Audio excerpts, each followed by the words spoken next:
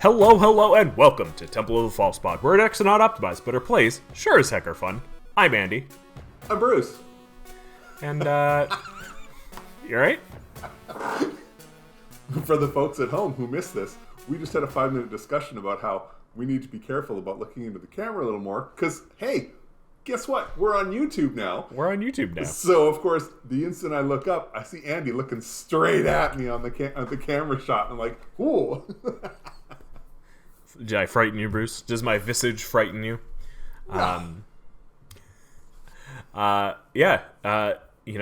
This is our second episode, second full episode that we are now doing a video version.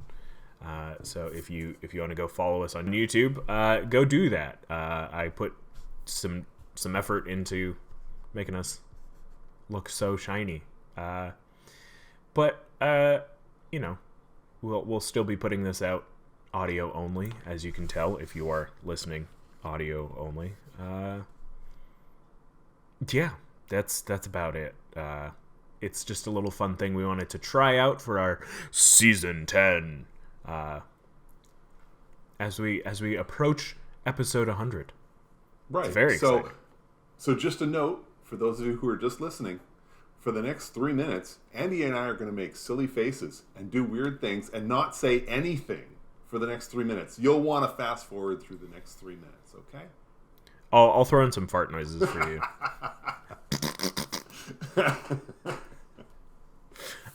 So, Andy, what are we talking about today? Today, I've been mulling this topic over for a long time. Ironically, because we're talking about impulse draw, which What? Impulse I thought draw? we were talking about impulse control. Oh. Okay, my notes are going to be completely different then. Well, you can talk about that. I'll talk about impulse draw. All right. And see where we meet up. I think it'll make for an interesting episode. Should be good. But I mean, so I guess we'll start by talking about what impulse draw is. Impulse draw has been around for a long time, but it got its name from, I believe, from the Magic Core Set 2015 card Act on Impulse. So I'll read the card out. It will generally explain what impulse draw is. Act on Impulse is 2 and a red. For sorcery, it says exile the top 3 cards of your library until end of turn. You may play cards exiled this way. That's it. So it is. It's a way to dig through your deck to essentially draw more, but with Act on Impulse specifically, those cards go into exile and then they stay exiled if you don't play them this turn. You could find this in almost any color, but it's mainly in red and black, but like super, super red. Like it's a super red thing, and they've really been, like, honestly, since like M20 maybe, they've been like really digging into this idea. I think that it's been super helpful for me to understand kind of card quality, but also like draw quality. I think that it's been helpful for me to understand what's the word? Card, when you're up a card. Card advantage? Card advantage, thank you. Yeah. Because, like, obviously it's not the same as drawing a card. But if you think about it in the way that, like, if you draw enough cards you're going to be discarding at the end of turn anyway, it's pretty similar. I think that I think it's hard to argue that it's better in any way than regular draw, but I think that I guess the discounted rate that you usually get per card is generally what you're looking at here. Right. Yeah. So I just kind of wanted to talk about it with regards to Commander. I think that with 1v1 format, or even a 60 card format, you could definitely, you know, go on about how limited your card supply is in general. And drawing would be notably better in those formats. But I think that in Commander, the loss of the card isn't necessarily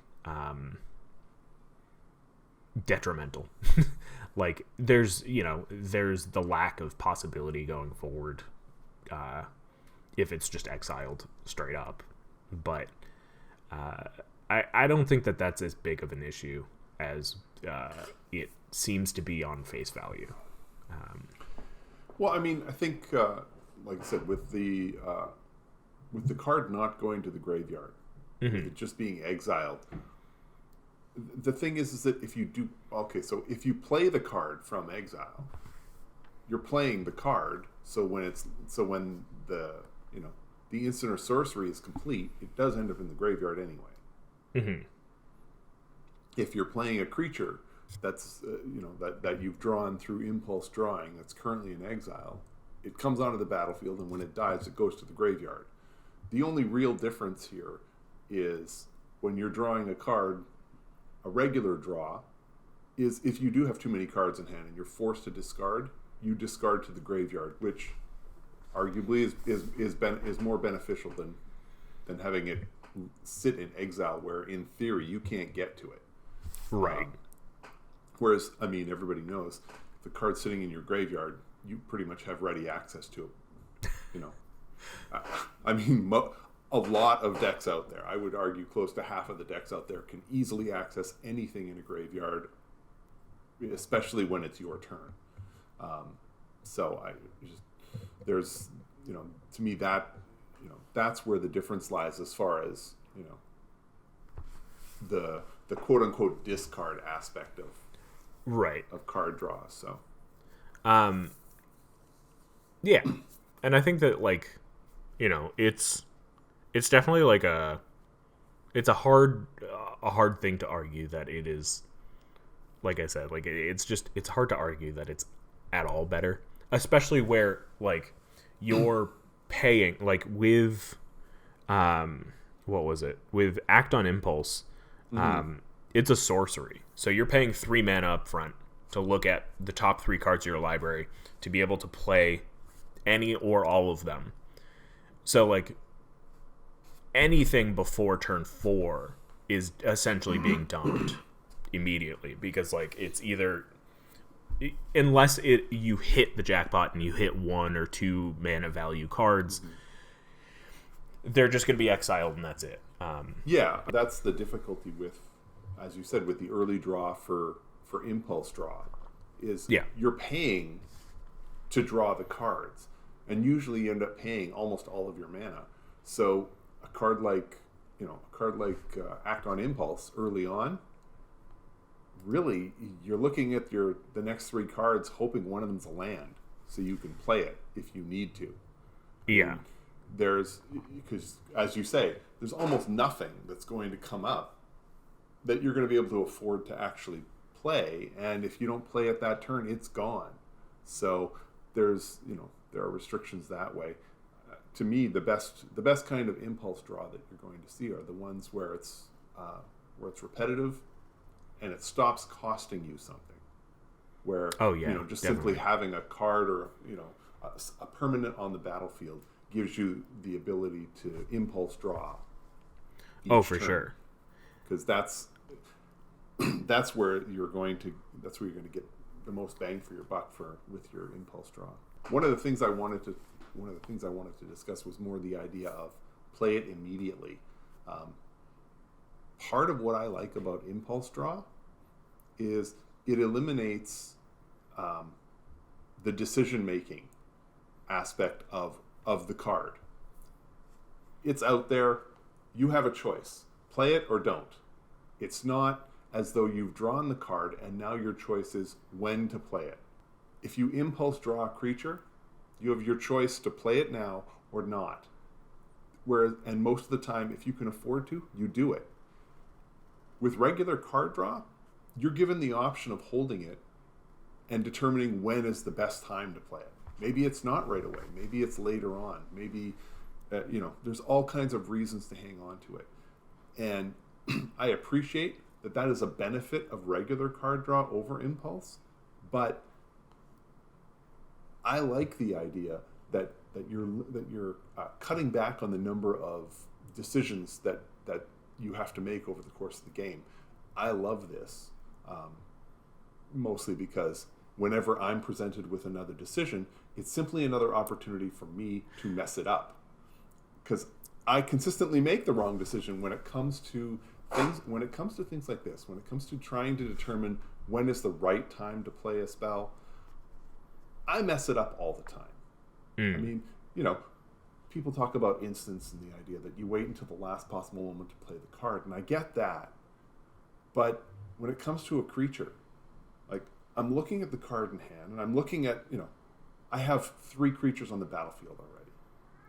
Do I play more and commit to the battlefield as it stands? Do I hold back and think to myself, I'm going to hang on to this creature because there's bound to be a board wipe coming, and I'll want to have creatures in hand to start to recover?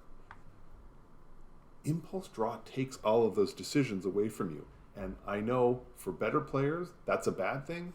But for those of us who are not always the best at making decisions, man, it's a delight when those decisions are made for you. And on top of that, it means to me that impulse draw is also something that's great for newer players. Because here you go, here's your choice. It's made very simple for you. Play it or don't. Right. Play it now or don't. And I like that. Yeah, and to kind of go off that too, like, not only is it, teaching you to make, split decisions, but I think that what it kind of helps too is that it reinforces or rejects certain cards. But what I mean about that, about that is like it if you find yourself coming across the same card over and over again when you're doing impulse draw stuff, chances are you either love coming across it or you hate coming across it, and it really speeds up the evaluation of certain cards in your decks. If you have this impulse heavy deck, like say my Lelia deck, it'll look at cards that do nothing and really show you that, like, you don't want this in your deck. Or it'll show you cards like, say, Embercleave that are just generically good and make you evaluate this card in certain aspects that, early game, sure, like, it could be helpful, but, like, you could also just tuck it away into exile and never see it again. And so, like, it's situational, obviously. Yeah, well, an impulse draw, I think it dramatically changes how you assess the cards. In a different deck, an instant that you would play during combat, as a surprise against your opponents. Your creatures get trampled. You get +1, a creature gets a bonus. Or, you can surprise somebody with damage or with whatever. In a deck where most of your draw is impulse draw, well, there's no surprise. There's no surprise there. It's like, congratulations! I've just played a sorcery that allows me to pump one of my creatures. Okay, but I'm not even in combat. So now well ahead of time which creature is getting pumped and if they're coming at you or not. So obviously a card like that in a deck that's loaded with a lot of impulse draw isn't nearly as good as it is in a deck where you're holding that card in hand and can surprise opponents. Yeah. So it changes how you build the deck, because for sure. A deck that's loaded with a lot of impulse draw is going to be a deck where you're looking at predominantly permanents, cards that can get on the battlefield, be there, and then cause, do whatever it's going to do while it's sitting on the battlefield. Or Impulse Draw also encourages you to go for the big turn. I think it does. Because absolutely. It's do it now or don't do it. Well, I'm doing it now. Right. Exactly. So, and like, I think to kind of go back to repetitive impulse draw, like you were talking about, obviously, the return on investment is more in your favor with things like that. So, like, for instance, we have Outpost Siege, which is probably some of the earliest impulse draw that you can find, coming back from Khan's block. It's 3 and a red for an enchantment. It says, as Outpost Siege enters the battlefield, choose Khans or Dragons. Dragons, doesn't matter. It's not impulse draw. Don't worry about it. It's usually the one you want to go for, unless you're looking for impulse draw. Khans says, at the beginning of your upkeep, exile the top card of your library. Until end of turn, you may play that card. So this is the most basic, enchantment-based impulse draw that you'll find. right. You play the enchantment. You don't get anything until your upkeep, and then at the beginning of upkeep, you get to impulse draw 1 card, and then it leaves at the end of turn. When you've got this sort of thing, out, one, you have to lean into it. If you're using impulse draw as essentially as the equivalent of card draw, well, then you have to deal with all the downsides that come with impulse draw. You flipped over that card on your upkeep. Everybody can see what the card is. There's no surprise. It's not like this is going to be a big surprise when you play it, because everybody can see it. It's right there. So lean into that. I mean, a big part of what Commander does is that rattlesnake option. And for those of you who don't understand what I'm saying, it's the idea of a card that sits there and warns you of impending danger. So, any creature that's sitting on the battlefield has a certain amount of rattlesnake capability, just because if you attack me, you know that I could block, or you know that I have the ability to attack with that creature. There's a rattlesnake effect there. Well, in this case, there's a rattlesnake because they can see the card. Even if it's just a land, they know you can play the land. If it's a spell or a creature or something else, they know that you can play it that turn, assuming you have the mana to pay for it. But it's there, so you really do want to lean into it, because not doing that is just basically saying, I'm accepting all of the limitations that go with impulse draw, and I'm just going to live with those limitations. Well, okay, so maybe if that's what you're going to do, then you might want to try and find other ways to just draw cards. Because if you're using impulse draw to just straight up, in a straight up 1-for-1 with regular card draw, it's just not wise. I mean, that's a mistake. I think that, in a casual sense, though, like, at least for me, it is the epitome of red. It's the electric, spontaneous kind of like go, pedal to the metal. It's this very specific kind of interaction that I think you can, like, when I built Lelia, Prosper had already been printed, but I think with Prosper, it brought Impulse Draw into black, which I think may have been, flavorfully kind of weird. I think Prosper is an amazing commander that I think just kind of really seals what I'm talking about in terms of Impulse Draw. I think that it is a super useful tool. And I think with every set, we're getting more and more Impulse Draw, even if it's just like 1 card. It's either better or worse. And that's always fun to like look at a specific archetype like Impulse Draw, which I guess archetype is a loose term there. But I think that, like, we've got enchantments, obviously, that do this repetitive impulse draw. We've got, like I Right. said, Outpost Siege. And then you've got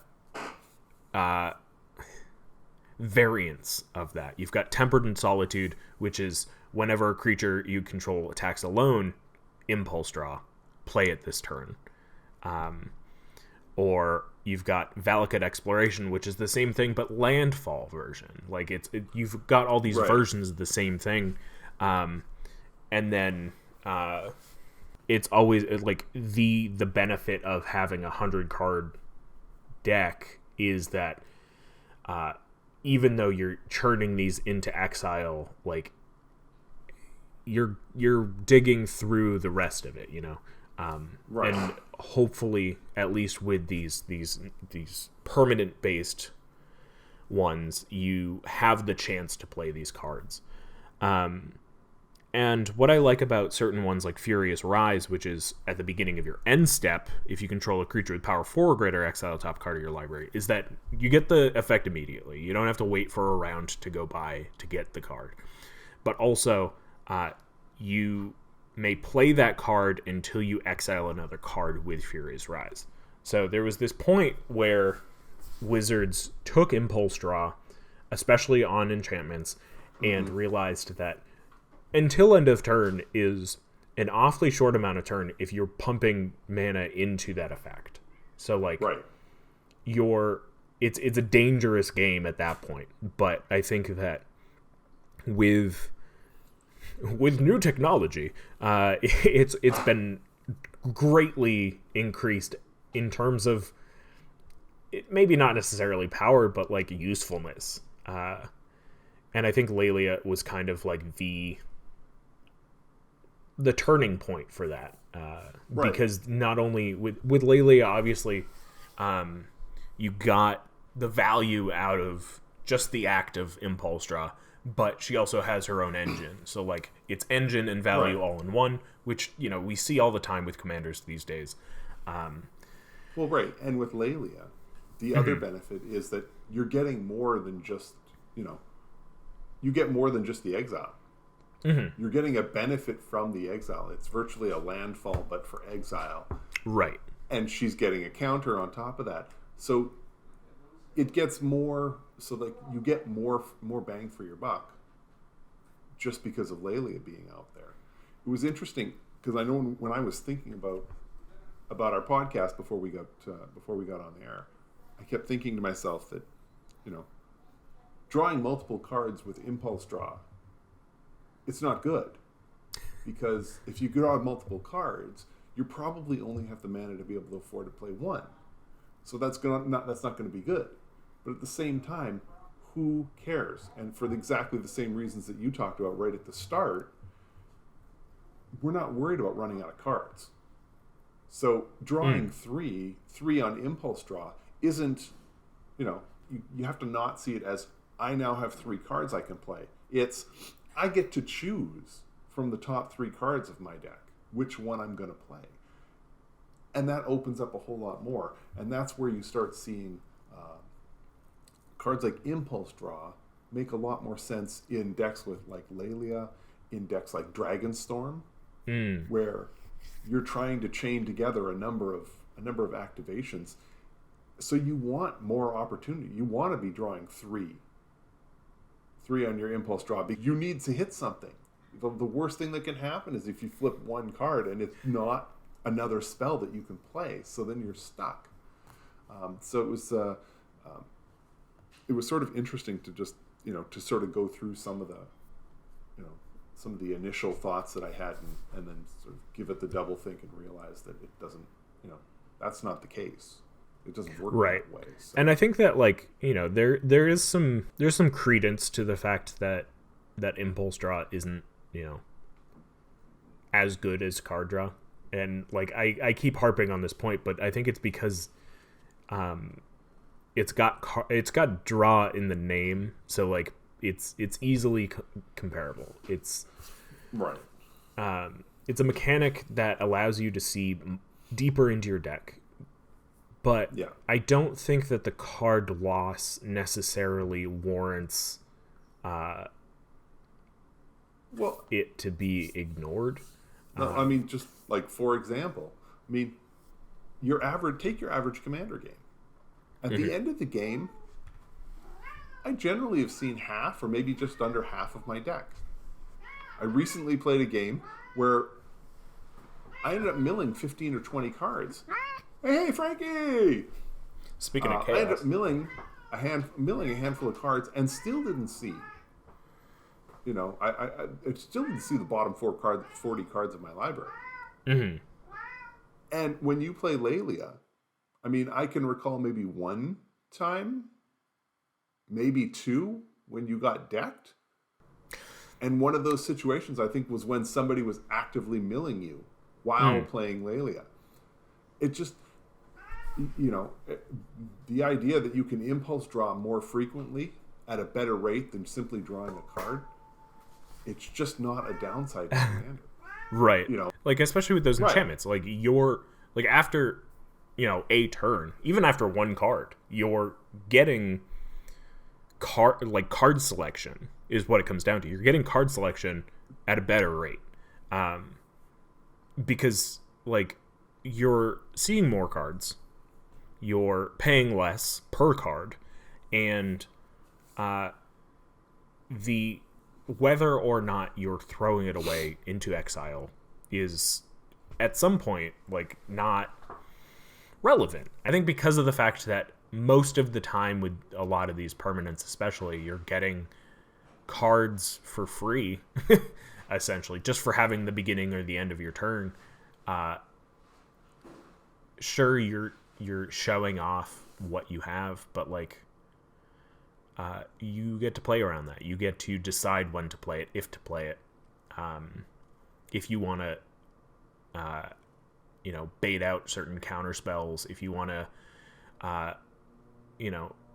just use that as the bait for the counter spell, then go for it. Like, it's really irrelevant whether or not you end up having to throw that card away. And I think that they've been on a very good streak of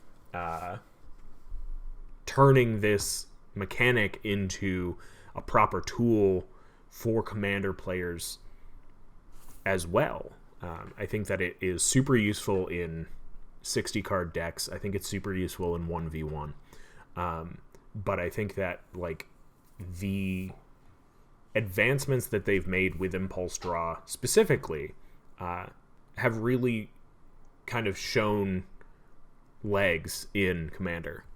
Obviously, we've talked about enchantments, but I think that even I've got two cards here that kind of show how they're considering it in the game as a whole. Let me see. First, we've got Escape to the Wilds, which is 3 red and a green for sorcery. Exile the top 5 cards of your library. You may play cards exiled this way until the end of your next turn. And that's kind of like the next logical step that they could have done. Obviously, Furious Rise is very similar, but going back to the card, it also says you may play an additional land this turn. Not as helpful. I mean, maybe that's the green part of this card. I think that's huge for this. Yeah. If you're revealing 5 cards and you can play an extra land, is it this turn? This turn. Yeah. Of those 5, you're likely drawing 2 if your deck is 40% lands. Right. So it means that, yes, you're going to play an extra land this turn. Assuming you must have the 5 mana to play this thing out. So assuming you didn't load up on treasures to do it, you're now up to 6. Your next turn, you, in theory, will have another land because you have those 2 in exile. Yeah. So now you're gonna be at 7, and you've got 3 cards that you have to play on that turn. It's still pretty good. I realistically, if you have 2 lands that you're exiling off the top of this, or off the top of your library in this way, you get to play both of them. Yes. You get to play one this turn, you get to play one next turn. So, like, I don't want to discount you may play an additional land this turn as a throwaway line, But the fact that you get to play any of these cards until the end of your next turn is huge with regards to Impulse Draw, because I think that like the biggest downside of Impulse Draw, like we were talking about, is the fact that you can only play these cards till the end of turn. And I think that it's huge. And I think that we've kind of seen a pinnacle of sorcery speed Impulse Draw with a Crimson Vow card, which you don't hear enough about the Innistrad sets, because people saw them kind of flavorfully as duds. Right. But Reckless Impulse is 1 red for sorcery. It says exile the top 2 cards of your library. Until the end of your next turn, you may play those cards. So, I think that Impulse Draw has always been, you may play those cards, so you can always play lands off of them. So play this sorcery before you play a land. But 2, the fact that you can play those cards to the end of your next turn is the most important thing. And I think that from here on out, that's how we'll see Impulse Draw, is until the end of your next turn, because the mana cost, the investment that you're putting into drawing these cards off the top of your library is important. Well, right. And if anybody's questioning, if you have the ability to do an Impulse Draw, you'll want to do that early. It should be amongst the first things you do in your turn if you are going to do this. Just as important as, if you have the ability to draw a card, you want to do that as early as you can in your turn, because you want to know what your options are, and you want to know that as early as possible. And part of the limitation of Impulse Draw, at least Impulse Draw that doesn't allow you to hang on to the card until the end of the next turn, is you are constantly reassessing what your plan is. Because you see your Impulse Draw, it's a card that, it's like looking at your opening card. Okay, what am I doing? All right. But with Impulse, it comes in the middle of your turn. Or at whatever point in the turn. So you're drawing, considering, and moving on. So to me, there's a constant, a constant stop to reassess what the plan is. Does the plan still make sense? Should I change my strategy based on what's happening here? And it's always happening, and it's always there. When you get an Impulse Draw that says until the end of the next turn, it means you can plan your next turn at least a little bit and have a good sense of what you can and can't do, and your opponents can see it's there. So again, that rattlesnake threat, if you have a way to do something and it could happen at any moment, then you can set up the timing a little better. And I think that makes good sense. I think it's interesting to view this as additional draw. It's card visibility, where you can see what your next cards are, and being able to play them, obviously super helpful. But I think that what I find interesting is when talking about the new cycle of Phyrexian Praetors, I feel like Urabrask is never brought up, but Urabrask gives you an extra draw by Impulse Draw, but it forces your opponents for their first and only, I guess, guaranteed draw. It will be an Impulse Draw. So Urabrask is 3 red for 4/4 with haste. At the beginning of your upkeep, exile the top card of your library. You may play it this turn. Impulse Draw. Sure, it's not till your next. It's not, quote, until your next turn, but it is still an additional draw to your draw step. At the beginning of each opponent's upkeep, the next time they would draw a card this turn. So generally speaking, it's their guaranteed draw for the turn. Instead they exile the top card of their library. They may play it this turn.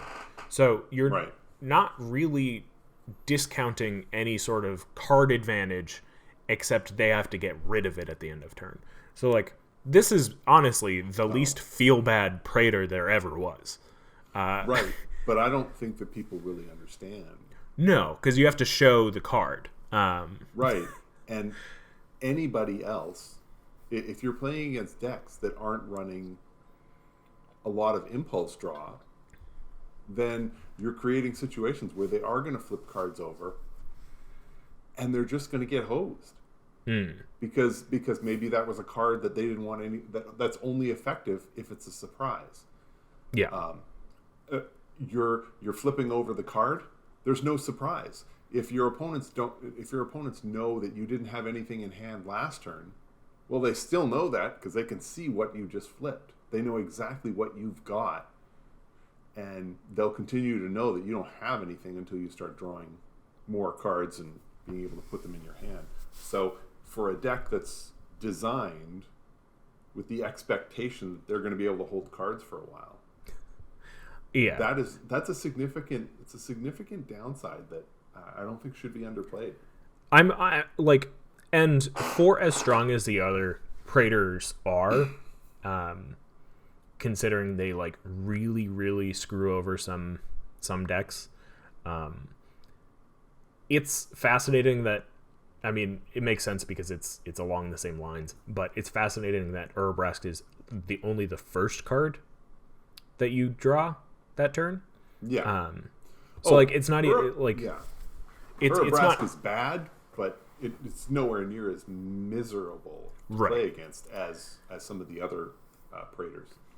But I think on that note, we gotta throw it over to break, and when we get back, I've got a little special thing that I want to throw in, and we'll continue talking about. I almost said discard. There goes the whole episode. We're talking about impulse draw, so we'll be right back.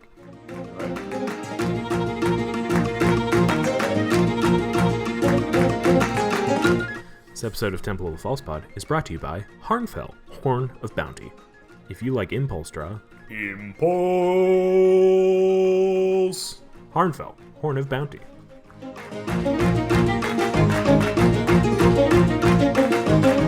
How was that for an impression? It was a horn of bounty. We're Very back. Nice. Very nice. Talking about I refuse to make the impulse obvious draw. horn joke. Oh, please do. No, not going to do it. Nope. Okay. Not going to happen. We're back. Talking about impulse draw and the goodness that people may overlook when it comes to exiling cards to play them. I think that there's obvious downsides, but I think that overall it teaches us a good lesson on card quality, curving out, being mindful of when to play certain things. You don't want to play Act on Impulse, which is, what was it, 2 mana? You don't want to play that on curve because then you won't have any mana to play the cards that you draw off of it. Right. But I think that it also is the reflection of being mindful. I think that it cares about immediacy, and I think that before the break, Bruce was talking about how impulse draw gives you with the fleetingness of and I'm gonna say that word a lot this episode is fleeting. It gives you a fleeting opportunity to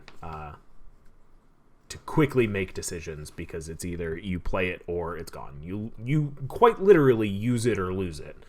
And Right. I think that overall that's a benefit to especially red decks.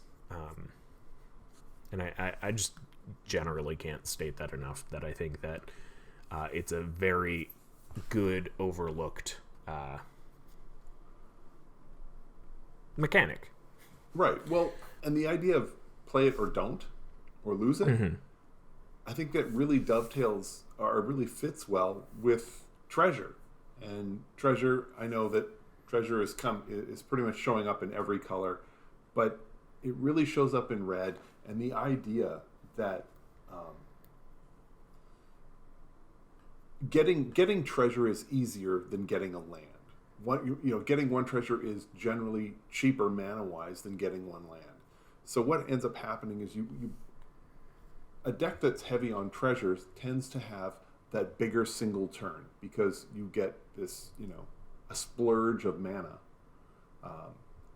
for that one turn. Well, it's the same with Impulse Draw.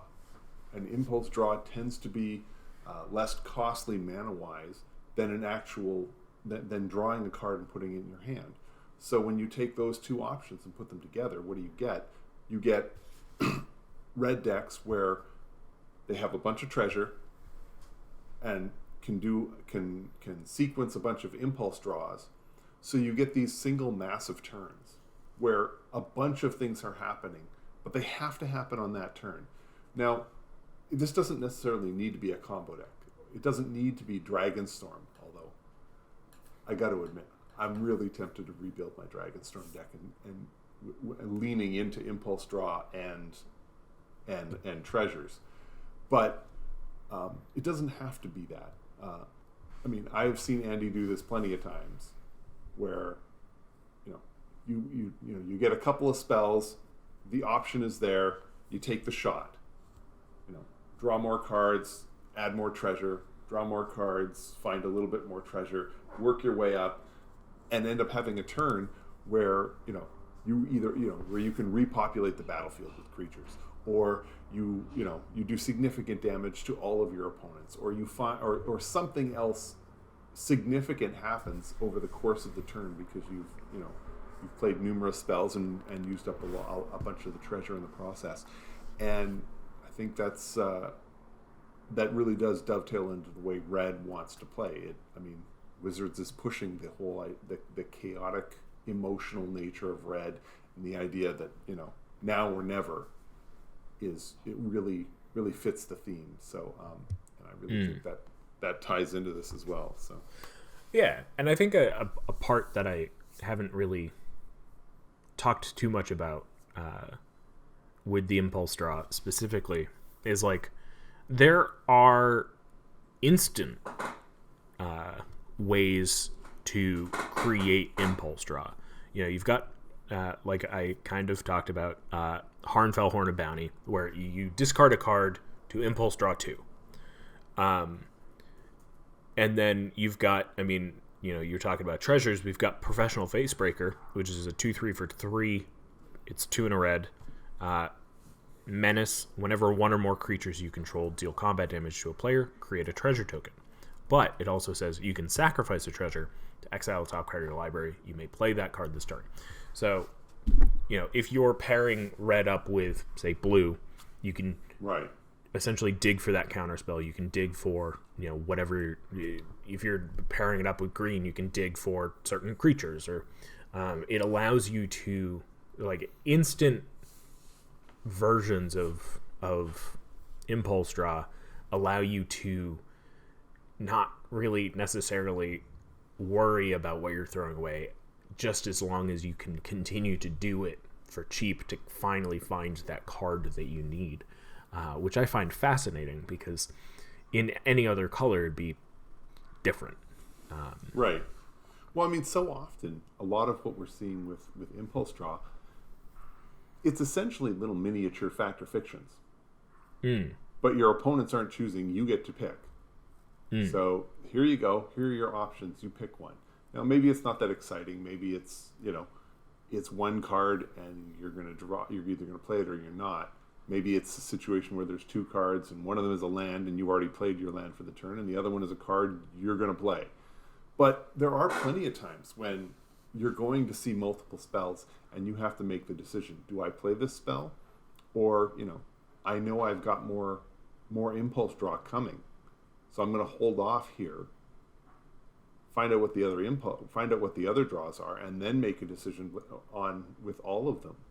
And there's it's not as though Impulse Draw is just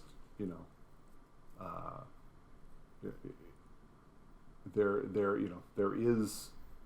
is strategy behind this. There is a skill to playing this. I certainly don't want to suggest that that the folks playing all the blue card draw are the only ones who put any strategy into this, and the folks playing red are just simply go, and and cruising along. There is strategy behind this, and it's just something that needs to be kept in mind. I think in some aspects, honestly, it takes a little bit more effort to consider impulse draw, and not to say the opposite of what you were saying in terms of like it's also not like neither of us are trying to say that it's easier or better or worse or harder than or like bigger brained than blue card draw. But I think I'm not willing to go down that road.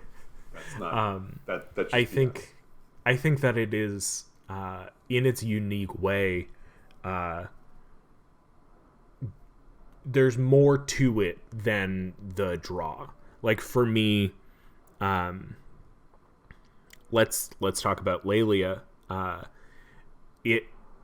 Lelia on attack allows you to do an impulse draw.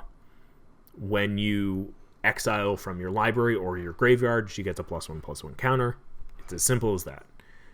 But I think that if you build a deck fully based around impulse draw, say, or these types of effects, you end up judging cards, obviously, like you said, differently,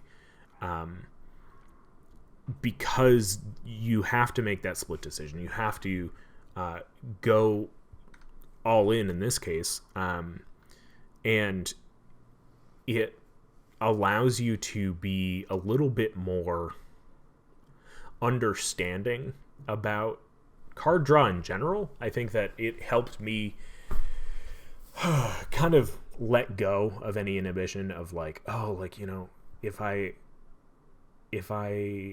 exile Embercleave, I'm not going to be able to play it anymore. And it's like, okay, you move on to the next card. You move on, and you move on, and you move on. And I think that that's the point of impulse draw, is that like it's not necessarily about the fact that you are exiling things. It's a matter of you should have other ways in your deck to continue on if you accidentally impulse draw your win con. Right. Well, it's like when when players get to draw a card. They draw their card, and when a player gets a full hand of 7 cards, and they have the option to draw more cards, you see it. Some players don't make the draw. They're like, no, I'll wait, because I don't want to have to discard the cards. That doesn't make any sense. You want the best cards you can get in your hand. Adding 3 more cards means that your overall best 7 is going to be better than the 7 in your hand. Now, yes, it means you're going to have to discard, but you watch people who understand that, I'll draw another 7, and then I get to pick the best 7 of the 14. Well, we're saying the exact same thing here with impulse draw, because when you're getting more of them, yeah, sure, you still have to pick, but you're getting to pick the best one. And you watch as some players will, impulse draw. I only want to impulse draw what I know I can play. Well, no, you don't. You want to impulse draw as many cards as you can so you can play the best of the ones you've chosen. And when people move, and you watch as Magic players move from that whole holding their 7 and not drawing anymore to just trying to get the best hand, or in this case, with impulse draw, trying to get the best options.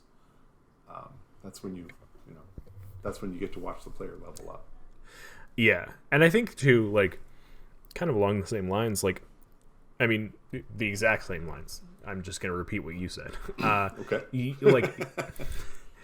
If you're discarding cards, the fear is that you won't be able to play them. And, like, well, if that's the case, then, like, if the case is that you feel like you won't be able to play them because they're in the graveyard, there is no difference between that and impulse draw then. because Right. that is exactly what you're doing. You're throwing them away to never play them again. And if your fear is that, well, with Impulse Draw, I have no chance of playing them out of the graveyard, then it forces you to evaluate on the fly, for one. So, like, you get critical thinking skills just by doing the act, because you get to be like, will I be able to play this? If the answer is no, okay, it's gone. You don't have to make a decision beyond that. If you can, then you have to decide when to play it, and if you want to play it over any of the cards that are in your hand. So it evolves your way of understanding the cards in your deck beyond just being in your deck, beyond any sort of magical Christmas land that you may, be able to find ways to recur things out of your graveyard, or ways to, like, be able to pull things off. And it allows you to look at cards in any given moment and what's the word? Evaluate, I guess, their importance in your deck, and obviously importance at any given point in a game. Because, I mean, if you end up finding that you are, kind of bring it back to what I was talking about near the beginning of the episode, if you're finding that you're exiling a certain card or type of card through Impulse Draw that you always find that you never have enough mana for, then maybe you take back a little bit of the Impulse Draw, and with respect to a little bit more expensive regular draw. But, like, the beautiful thing with Impulse Draw is that it is generally, especially with the repeated Impulse Draw, much, much cheaper. So, I think, as we start to wrap this up, I wrote a little love letter. I had this idea for this episode, as I wanted it to be like a love letter to Lelia. And then I was like, what if I just wrote a love letter? Like, I think that'd be cute, So, without further ado, I'm going to knock my microphone over. Hold on. Grab some tissues and buckle up. Exactly. My dearest Lelia, I don't expect everyone will understand you. No. Are you getting choked up? I don't expect everyone will understand you, nor do I anticipate that you will receive a modicum of the attention that you deserve. What you have done for me may be specific to me, but to translate that to others would mean the world to us both. If you're unaware, and this is where the love letter metaphor kind of breaks down, you are a 2/2 with haste for 3 mana. When you attack, I exile the top card of my library, and I may play that card this turn. When one or more cards are put into exile from my library and or my graveyard, you don a +1/+1 counter. Haste. Haste. What a lovely. It's a thing that I look for in women, is haste. The things I would give up for you, the knowledge of goods gone by knows no bounds, as long as it serves you in your journey to beat face and dodge removal. The tools at my disposal have gathered dust over the years, but when I think about you, I am inspired to use every last piece, for good or for bad. These tools, these spells, these moments bring back the memory, the ghost of you. If only for an instant, if only for a turn, I get to play with the ideas, imagine the possibilities, burn my opponents with the passion that you've put everything on the line for. I see you and I think to myself, what if Prosper never existed? What if you were never immediately overshadowed? You've taught me the gift of immediacy, chance, impulse. To have and to have not, these are the extremes of the drawing spectrum. Exiled, never to return, never to be recurred, only to be missed. I find myself lucky having so many opportunities to show you what I would give up for you. But in another life, one where I don't have as many cards in a deck, I would tear through these haunted halls finding an answer, finding an end, finding my missing piece. And sure, many times I may not have enough wrought power to continue, but your strength allows me to carry on. You've inspired me to continue digging, no matter the cost. Regardless of the missing out, you've destined to teach myself and hopefully others that not all is lost. to put our full heart into the actions we take and move on from not only our each turn with our heads held high, but from each game with pride and love for those still around us. Your passing, no matter how long ago, is heartbreaking, but your awoken spirit has signaled the beginning of something beautiful, strong, and teachable. I will return to you one day as your relevance continues set to set, inspiring new card design, things to rid ourselves of, and see the things we pass not only as lost experiences, but as ones we have yet to return to. I challenge every single player to find you, to build around you, to embrace your efforts, because a wise man once told me that each game is fleeting. To which I say, you're only going to see a fraction of your deck anyway. Losing it to Impulse Draw is hardly any different than never drawing it. Our inevitable return to Arcavius will be a special occasion for me, whether it's in the future or if we get to meet again before your tragic passing. I know you'll be in hearts and minds of many Red players. May you continue to teach expediency, frenzy, and excitement. We'll always have Chaos, Harlequin, many Red pips, Andy. So, it's thank you. It was a meaningful card for me to discover, because I think that it deserves to be mono red. I think that any impulse draw outside of mono red is tough to justify. I mean, you see it kind of in Escape to the Wilds, and I look at it and I'm like, okay, there is a red thing and a green thing stapled onto one card, and that's why there's green in it. But like, I think Prosper was just the result of,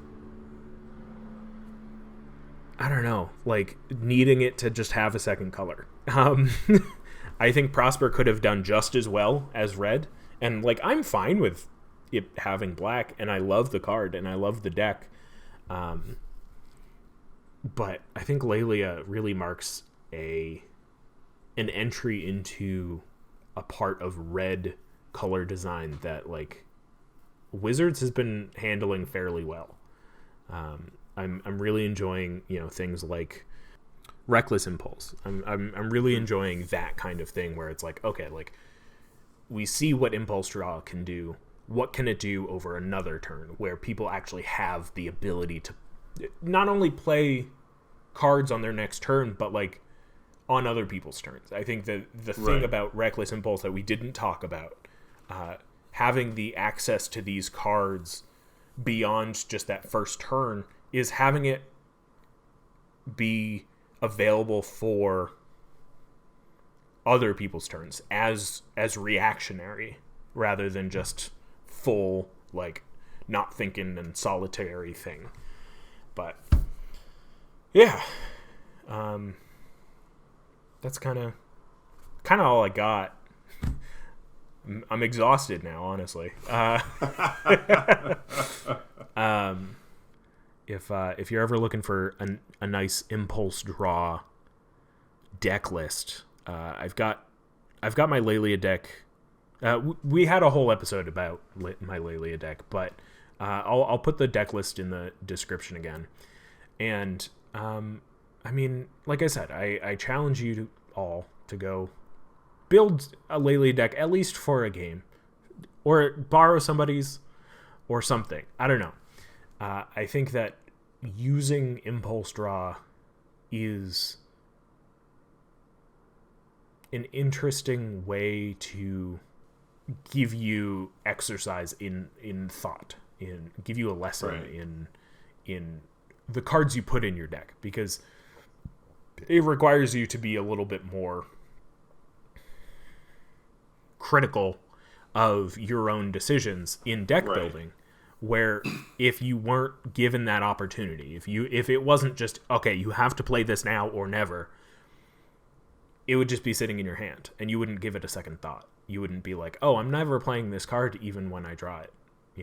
You would, but it would take you a lot longer than if you were to just impulse draw through it. But yeah. Do you have anything else? It was impulse draw is not something that I tend to do a lot of. just because of the way I build the decks. Mm-hmm. I oftentimes end up pairing red with something else that is heavy on regular card draw, so I don't tend to go that route. But it was nice to get the chance to talk about it and sort of take a deep dive and look at some of the positives of impulse draw that that aren't always seen. It's very easy to treat it negatively. So I'm glad we got a chance to look it over. Me too. But I think that's going to do it for us tonight.